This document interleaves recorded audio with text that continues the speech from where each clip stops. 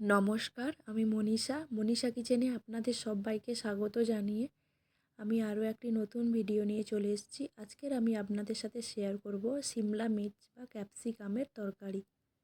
তাহলে চলুন দেখে নেওয়া যাক। আমাদের প্রত্যেকেরই বাড়িতে রোজ দিন চিন্তায় থাকি আমরা যে আমরা রাত্রেবেলা রুটির সাথে কি সবজি বানাবো। আপনারা অবশ্যই আমার চ্যানেলে একবার ভিজিট করে দেখবেন। আমি প্রায় 4 থেকে 5টা আমার ভিন্ন স্বাদের ভিন্ন রেসিপি দেয়া আছে সবজির তরকারি বিভিন্ন টাইপের। আপনারা অবশ্যই একবার দেখবেন।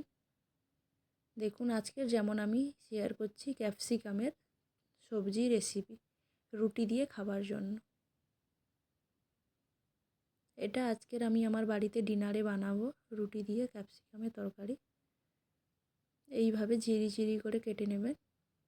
দেখতে পাচ্ছেন আমি একটা ঝুড়ির মধ্যে সবগুলো কেটে নিলাম।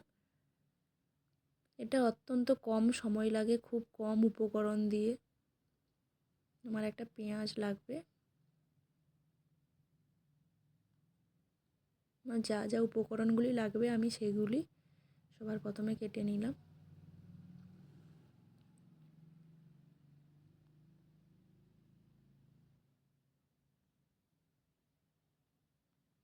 দেখুন, আমার কয়েক টুকরো রসুনও আমি কেটে নিয়েছি এইভাবে। আমার লাগবে এই কটা উপকরণ। দেখুন, ক্যাপসিকাম, রসুন আর পেঁয়াজ। দেখুন, আমি এই যে কড়াইয়ের মধ্যে আমি আগে একটা সবজি বানিয়েছিলাম, ফ্রাই করেছিলাম, তাই অল্প একটু তেল ছিল, আরও একটু তেল দিয়ে দিলাম। এবারে দেখুন একটু জিরে দিয়ে দিলাম, সাই জিরে। আর এবারে দিয়ে দিলাম রসুন কুচি। রসুনটাকে খুব ভালো করে ব্রাউন করে ফ্রাই করে নেব। রসুনটাকে কিন্তু পুড়িয়েও ফেলবো না, অল্পও ফ্রাই করব না, খুব ভালো করে ফ্রাই করে নেব। ব্রাউন করে দিলে তরকারিটার মধ্যে খুব ভালো, দেখেছেন এইভাবে ব্রাউন করে ফ্রাই করে নেব। আর পেঁয়াজ কুচিগুলোও দিয়ে দেব। এইভাবে ব্রাউন করে ফ্রাই করলে তো সবজিটার মধ্যে একটা রসুনের এত সুন্দর ফ্লেভার আসে। আর শীতকালে সবজিতে আমরা রসুন আর ধনেপাতা দিলে আলাদা একটা ফ্লেভার আসে। আর কোনো কিছু মশলা দেওয়ার দরকার হয় না। দেখুন, ক্যাপসিকামগুলো দিয়ে লবণ দিলাম, তারপরে লঙ্কা গুঁড়ো আর সামান্য একটু হলুদ গুঁড়ো আর ধনে গুঁড়ো, জিরে গুঁড়ো, এই কটাই উপকরণ দিয়ে আমি আজকে বানাবো। এবারে দেখুন ভালো করে আমি নাড়িয়ে চাড়িয়ে ঢাকনা দিয়ে দেবো একটা। এটা খুবই কম সময় লাগে।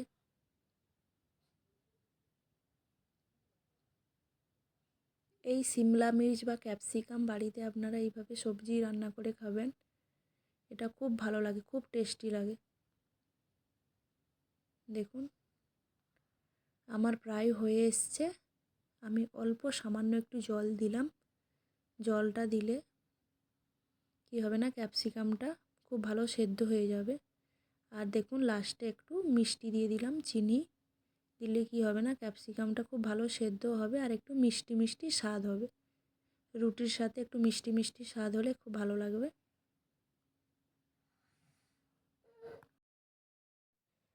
দেখুন আমি ঢাকনাটা খুলে বেশ কিছুটা ধনেপাতা দিয়ে দিলাম, দিয়ে আবারও ঢাকাটা দিয়ে দেব।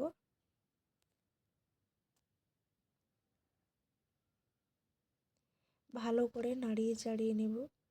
আর দেখবেন যখন জলটা পুরো শুকিয়ে যাবে এবং এরকম ড্রাই ড্রাই হয়ে আসবে, তখন বুঝবেন যে পুরো সবজিটা রেডি।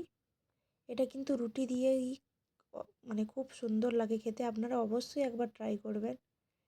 ট্রাই করলে তাহলেই বুঝতে পারবেন। আমি এই রেসিপিটা একজনের বাড়িতে একবার খেয়েছিলাম রুটি দিয়ে, আমার খুবই ভালো লেগেছে। তারপর থেকে আমি যখনই মার্কেটে ক্যাপসিকাম দেখতে পাই তখনই নিয়ে আসি এবং আমি বাড়িতে এইভাবে বানাই। আপনারা অবশ্যই একবার ট্রাই করবেন। আজকে ডিনারে আমার বাড়িতে আমি রুটি আর এই ক্যাপসিকাম বা সিমলা মির্চের সবজি বানিয়েছি।